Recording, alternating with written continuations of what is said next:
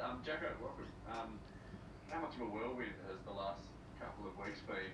We've seen everything documented from the promotion to the false start at the wedding to coming into camp as well. Does your head stop spinning yet? Yeah, to be honest, I think I've had my first 2 good nights sleep since when I came into camp. It's been a bit of a relief. It's been absolute chaos, but in the best way possible. It's just everything, good in your life happening at once: a promotion, a wedding, a championship, and then a visit back to Melbourne to see my family and celebrate with them as well, and now back with the boys in camp. Yeah, it's been busy, but I've loved it. Did it make you double check you had your passport before you came to Socceroos? Yeah, I think you're about the 80, maybe 100th person to have to hit me with that one in the last few days. It's fair enough. I've put myself there for that. But no, we did. It's I don't think I'll ever make that mistake ever again. I'll come up with some more original questions. Sorry. Margot? G'day, mate. Can you just take us through you sort of just touched about the sort of whirlwind, but I guess you're sort of excited about playing in the Bundesliga next season? Yeah, to be honest, it's been hard to really think about next season. I've been so busy kind of enjoying and embracing the moment that's been the promotion and the championship, and celebrating the season that we've had, and of course everything else that's happened in my my personal life as well. So I think maybe when the fixtures get released and you start to probably feel a bit more real about where we're going and what we're going to be up against next season. But to be honest, yeah, it's been hard to move past the celebrations and really enjoying the achievement of this year. And mate, what's it in camp at the moment? I guess no Matty Ryan there. I guess is your role as a second player to become more sort of important in sort of his absence?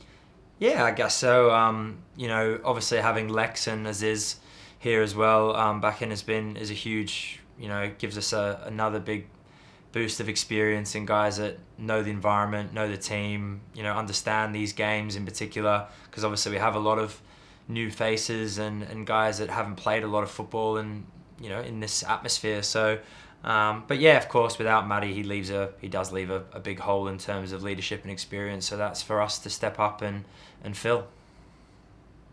Vince?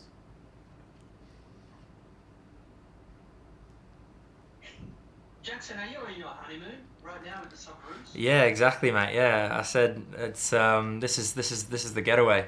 This is the getaway. No, we're haven't even planned that yet. So that will be in a couple of weeks' time. And just how match fit are you? We know, as you should, celebrate promotion to the Bundesliga, but how do you get back into the game, and what are your thoughts of Bangladesh currently are? Yeah, I'm actually doing really well. It was obviously I think we played 2 weeks ago today, or yesterday. And I kept myself moving while I was in Melbourne for a few days as well, and of course coming into camp a few days earlier than before the window to try and get moving again before the game, just to make sure I'm in the best condition possible for the game against Bangladesh, because every opportunity to play, not just for your national team, but playing in these games are all important. They all have a bearing on the path of the team, and it's important that we're in the best condition possible as individuals and of course as a group. Another one from you, Vince? You're good.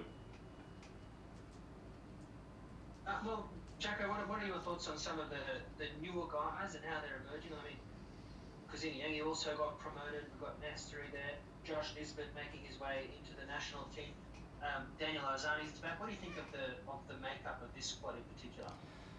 Yeah, the squad itself it's been a great few days to be in, and of course, as you say, Cassini getting promoted, Cam getting promoted, Alessandro getting promoted, and of course guys like Nizzy had an incredible season winning silverware. Nesta got his opportunity to take that next big step, and it's just an unbelievably exciting environment. Everyone's in such a great phase of football at the moment. So there's obviously a lot to talk about, a lot to reflect on together, and bring that atmosphere together. And just the environment's so good, I think I see it even more and more when newer players come in, how quickly they adapt into the atmosphere and the culture of the group. It's sometimes it's surprising. It still surprises me, I should say, how quickly players are able to adapt in this setup, and it's great to see, because I think that's a reflection of the type of people, more so than players, that we have in this team. Joey? Hi Jack, I hope you're going well, mate. Thanks, I wanted mate. to ask you, obviously promotion massive for you on a personal level, but also for St. Pauli, first time back in the Bundesliga since 2011. What it meant to the St. Pauli fans, the celebration. I know you've been surrounded by a lot of passionate fan bases in football culture, but just what was it like?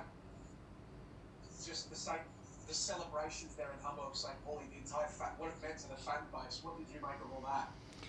Yeah, that's the most incredible part of it all. The footballing achievement. We were obviously so proud of each other, and so, we worked so hard for it. But then when you get to share it with a city and a community who, have not just embraced us, but it means so much to them. And you saw this. I'm sure everyone saw the scenes on the, from the second that whistle went. Well, it was 10 minutes before the whistle went. They were already lining the side of the pitch when we were 3-0 up, and when that whistle went, I think, I threw my head back and had like a second of like, yes, and then looked back down, and it was like a absolute zombie apocalypse. Like, it was just thousands of, like World War Z, just thousands of people charging at you from all directions, and it was just like, ugh! And then just absolute chaos. And then, the parade through the city on the Monday after the championship, and just, it was just a full week or two of just, I don't know, everyone was just in the best mood possible. Everyone wanted to just celebrate and enjoy what we achieved, and what it means for the club and the people. It was unbelievably special. Turns out Mariners fans were just copying something the pitch invasion. But obviously, a lot spoken about. You mentioned all the Aussies getting promoted to Big Five leagues next season. Players necessarily going over to Bayern Munich. You've seen a lot of the younger players being brought into the national setup by Oni over the years. Do you think the talent, it's there to have a lot more players in the Big Five leagues? It's just a matter of them getting their opportunities, going over and earning it, of course, but the talent is there for us to see a lot more players accomplishing what you and Connor have done at St. Pauli? Yeah, I think so. I think the talent's always been there. I just think sometimes football's funny. It can sometimes be about timing and, a little bit of luck. And, I always look back at like Mila Jedinak, Aaron Moy. I look at the guys who of recent years who have made and played at the very top level. And they were also 28, 29, when they reached that moment in their career. And I think that's one compliment to the perseverance of the players that we have, and the way that how difficult it can be, and the things you have to go through to finally achieve the opportunity to play at that level. But now we're seeing with Alessandro, with Connor, Cameron probably falls into the same category as me, of someone who's had to work for a number of years playing at lower levels to try and earn that opportunity. And for these younger guys to have made that step now, I think can be a really huge marker for the younger guys going forward, to show that if you make the right move, you have the right mentality, and of course you need that little bit of luck as well. But when you go into the right environment at the right time, it shows that they have got the ability to do it. And I think it's going to be a huge, I don't know. I think it will hopefully change the attitude of how players go into those kinds of moves, and where the opportunities they take to try and push themselves to achieve that level.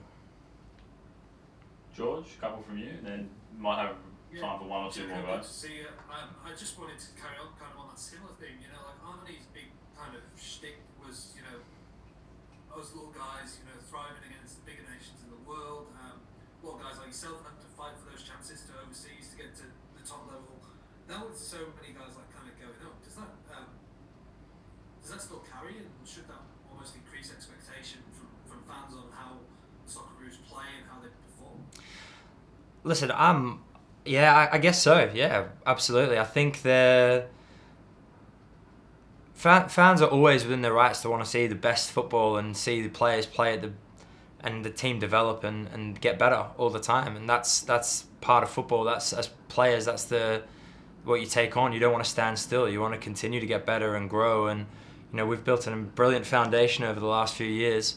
But that's why we're here. That's why we want to be a part of this team. We want to continue to see this team develop, get better, move forward, and grow. And that's gonna, the younger players that are coming in and playing at the highest level are only going to make us stronger in that sense. And of course, number one with this team is you've got to buy into the foundation of the culture of what makes us successful, and people know what that is and the work that has to be done, because at international level that's that has to be the case. That's what gives you the platform to be able to compete. But after that, the quality, we obviously want to always see the quality improve, and I think we've got exciting young talent that can improve that quality as we move forward. And just lastly, mate, you're playing two teams you've already beaten in qualification. You're through to the final round. What's Anthony's kind of messaging on why you need to keep the foot to the floor in these next two games? I think, I just kind of touched on it there. It's just about never standing still. These windows are always a chance for us to develop and grow as a team, to obviously see new players and keep progressing. I think that's what it's all about. And I think that's always been my mentality when you come into these camps, is that it's an opportunity for us to just take another step forward and continue to get better. And, of course, certain games have different bearings on the bigger situation.